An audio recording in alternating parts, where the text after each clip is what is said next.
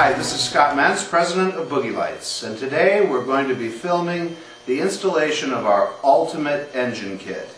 Yes folks, this is it. This is the ultimate in motorcycle lighting. Our cut and click flexible kit with 78 LEDs lighting up the engine and the ground below the engine. This is what we install at rallies. This is what 95% of our customers in the last year and a half have on their bikes. And we're going to show you how to do it. But this is really for a professional installer.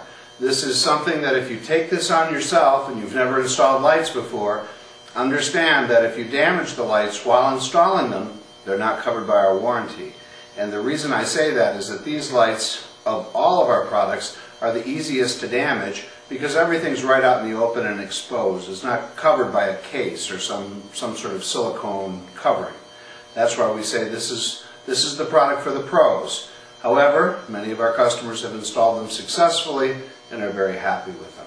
So we're going to show you just how we do it.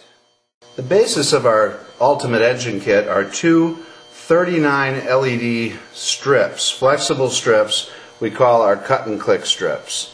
There's 39 lights. They're about 22 inches long each strip. But each of these strips can be cut, and I'm trying to find the right place to show you this in the camera. Each of these strips can be cut every 3 lights. And every 3 lights there's a connector, and that connector will power those 3 lights if that piece is cut off from the rest of the strip. If the piece is left on the strip, any of these connectors on the strip will power the entire strip.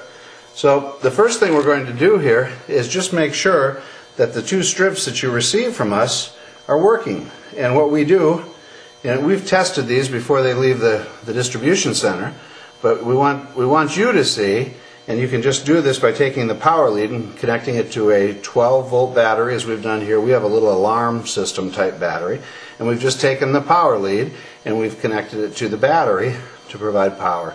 Plug into any connector and you can see that all the lights are working. And it's important for you to know that prior to installing these, because if a strip stops working after it's been installed, chances are something happened, and maybe this product really should be left to the pros to install.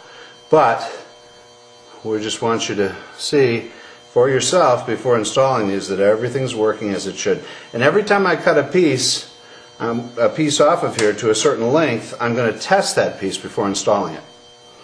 This is the wiring kit. This has all of our components, our power lead wires. We have our fuse and our switch. Everything that we're going to use to actually connect these lights to the power source on the motorcycle. If we take this apart, we'll take a quick look at it. We won't spend too much time because some of our other videos show how to connect the switch and so on, and the concept is all the same here. But we've got our instructions, the literature, some promoter to prepare the surface. This is very important that we have our surface cleaned and promoted prior to applying the tape to that surface. Our connectors and heat shrinks, our fuse, our switch, some tie wraps, and our power leads. And these power leads are designed specifically to work with our cut and click lights. So everything you need comes in the wiring kit and with the ultimate engine kit. So now, depending on the bike we're installing these lights on, we're going to cut these lights to different sizes. Now I happen to know I'm installing these on a, actually, let me tell you who it is. This is a bike that belongs to a gentleman named Terry Maddox, and we have a Dyna Lowrider here.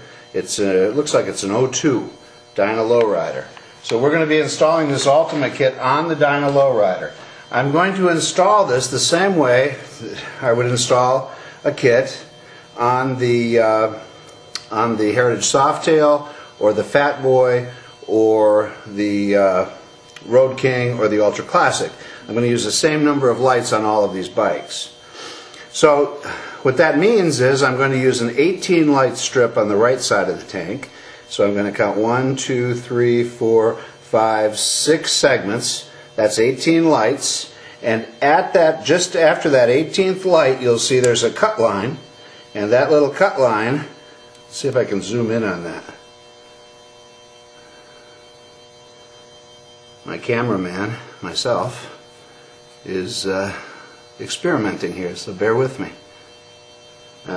There's the cut line. I think you can see the scissors. And I'm going to make sure I cut right at that line.